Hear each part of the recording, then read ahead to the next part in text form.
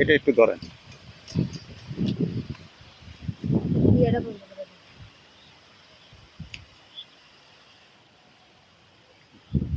মানে কি?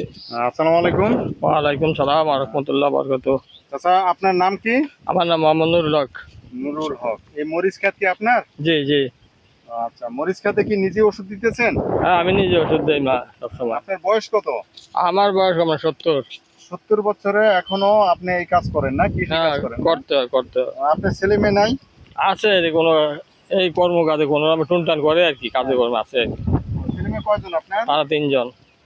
মরিচ ক্ষেত তো মরিচ গাছ দেখলাম ভালোই হলো, কিন্তু মাঝে মাঝে পোকা ধরেছে। পোকা ধরছে বা মরে এই আছে। ছেলে কে? এই ছেলে কি এটা আপনার? আমার ছোট ছেলে। ছোট ছেলে না? মাশাআল্লাহ। তো মরিচ গাছে মরিচ পোকা ধরেছে, এটা কতদিন হয়েছে পোকা? এই সময় দিন 10 হইব। 10 পোকা ধরেছে না? পোকা ধরছে, মরে যাইতেছে গাছ, কোনো রকমের ওষুধে মাল কাড়ে না। বৃষ্টির কারণে হইতে পারে। বুঝতে পারতেছি নাকি বৃষ্টির কামড়ে না পোকা। বৃষ্টির কারণে এখানে মরিচ গাছের পোকা ধরা একটা ইয়া বলে, কৃষি যারা কৃষি কর্মকর্তা তাদের সাথে কি আলোচনা করছিলেন? না, তাদের সাথে আলোচনা এই পর্যন্ত যে পোকা ধরলে তারা একটা ওষুধ দিছে হাসপাতাল ইয়া থেকে। এখন শোনেন, সূত্রটা আমি বলে দিই, হয়তো আপনি জানেন না। আচ্ছা। এই মরিচ গাছে যদি একটা গাছে পোকা ধরে, ওই গাছ থেকে সমস্ত ক্ষেত ছড়াই দিবে। হ্যাঁ হ্যাঁ, ঠিক আছে। তাহলে করণীয় কি? যে গাছটায় পোকা ধরেছে ওই গাছটা তুলে, যেমন এই গাছটা পোকা ধরছে, ঠিক আছে, জি জি। এই গাছটা পোকা ধরছে, এই যে দেখেন পাতাগুলা দেখেন পোকা ধরছে, তো এই গাছটা আপনি তুলে ফেলাইতে হবে। আচ্ছা। কারণ এই গাছটা না তুললে অন্য অন্য গাছে আপনি ছড়াই দেবে গিয়া, যেটা বলে ফাঙ্গাস, ছত্রাক। হ্যাঁ, ঠিক আছে ঠিক আছে। ঠিক আছে। যেমন এই প্রথমে যখন আপনি পোকা ধরবে, এর আগে পরবর্তীতে আমি এই পদক্ষেপ, এখন তো যাওয়ার হয়ে গেছে গা, প্রথমে কোনো একটা গাছ যদি পোকা ধরে তাহলে ওই গাছটার সাথে সাথে উঠাইয়া মাটির তলে পুঁতে ফেলাবে, পুড়িয়ে ফেলাবে। আচ্ছা আচ্ছা। তাহলে কি হবে, অন্য গাছ ক্ষতিগ্রস্ত করে না। ওই যে একটা, এই যে মাঝে মাঝে কিছু কিছু গাছ একবার পোকা ধরছে, তো সবগুলা গাছ কিন্তু পোকা ধরে না। প্রথমে একটা গাছ ধরে আক্রান্ত হয়, তারপরে সবগুলা গাছ আক্রান্ত করে। যেমন আমাদের শরীরে কিছু অ্যালার্জির জন্য প্রথমে এক জায়গায় চুলকানি হয়, তার পুরো শরীরে ছড়া যায় না, কোন জায়গায় মাথায় না, পুরো শরীরে ছড়া যায়, প্রথম কিন্তু এক জায়গায় হয়। ঠিক এরকম আপনি যদি এই মরিচের চাষের ব্যাপারে যেহেতু দীর্ঘদিন করেন, তারপরে আমার অভিজ্ঞতা থেকে বলতেছি, যদি কোনো মরিচ গাছ, যেমন এখন কি করতে পারেন, যেগুলো যেগুলো এই পোকা ধরছে মাথা, এগুলো কাইটা এখন মাথায় তাহলে পুঁতে ফেলাইতে হবে। আচ্ছা আচ্ছা, ঠিক আছে। ওষুধ দেন, ওষুধ দেওয়ার পরবর্তী যেটা বেশি পোকা ধরছে এটা উঠাই ফেলান একবার, কারণ এটা দ্বারা আর ফলন হবে না। ঠিক আছে। এটা এটা আরো 10টা ক্ষতি করবে, আরো 10টা। যেমন ওই যে গাছটা যেটা মরে গেছে গিয়া, ওইটা টোটালি উঠাই ফেলান। ঠিক আছে, ওইটার আশা বাদ, যেটা যেটা আপনার ইয়ে হয়েছে সেটা টোটালি বাদ দিয়ে দেন। ঠিক আছে। আর মরিচ গাছ থেকে কেমন আপনার এখানে কতটুকু জমি আপনার? 8 শতাংশ। তাহলে আপনার কত টাকা কতদিন পর পর এই মরিচ আপনার ইয়া হয়? এখন তো কইতাম পারি না, মাত্র মানে 1 তোলা দিছে 4 কেজি হয়েছে, মানে 8 শতক 4 কেজি। এখন সামনে যে কয়দিন পরে তুলতে পারি কইতে না, 5-6 দিন হচ্ছে তুলছে। 4 কেজি 8 শতাংশ মরিচ বিক্রি করছেন নাকি? 8 শতক থেকে 4 কেজি বিক্রি করছি। আচ্ছা, এখানে খরচ কত হয়েছে আপনার মরিচ গাছে? প্রায় লাগানো টাকার পর 5,000 টাকা মতো গেছে। 5,000 টাকা খরচ হয়েছে। এখন কত মাস পরে মরিচটা পাইতেছেন এটা? এটা মানে 15-20 দিন পরে থেকে কিছু কিছু পাই, মানে 1 কেজি 15-20 দিন পর পর মরিচ তুলতে পারেন নাকি? প্রতি কেজি 140 টাকা করে বিক্রি করেন? 40 আর কমও বিক্রি করা লাগবে, আবার 100 টাকা হবে, 120 টাকা এরকম হইতে পারে নাকি?